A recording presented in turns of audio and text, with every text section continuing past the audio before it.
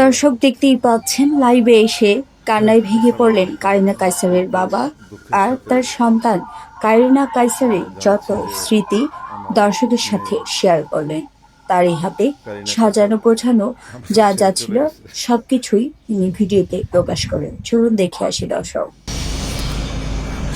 গত শুক্রবার ছিল, শুক্রবার দিন দিবাগত রাত্রে সম্ভবত রাত্রে 11টার দিকেই বা 11:30টার দিকে সে আমাদের ছেড়ে চলে গেছে, কিন্তু হসপিটাল থেকে জানানো হয় একটু পরে তারা শেষ চেষ্টা করছিল ইয়ে করা। তারপরে প্রায় 12:30 পৌনে 1টার দিকে জানাইল যে তারা ফেলুর। কারিনা আজকে আমাদের মাঝে নাই। এই যে আপনারা দেখতে পাচ্ছেন এখানে আমাদের বাসা ঢোকার সময় এই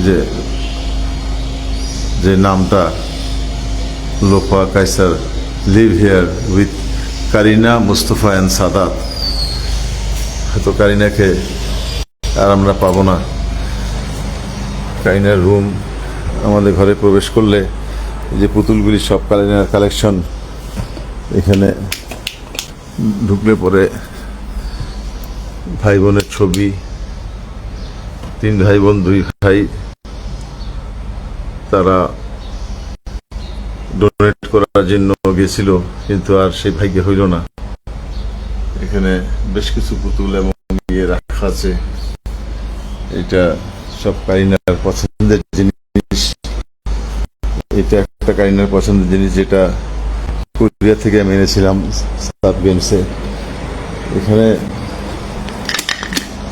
আপনারা দেখতে পাচ্ছেন ছোট ছোট যে জিনিস, এটা কারিনার খুব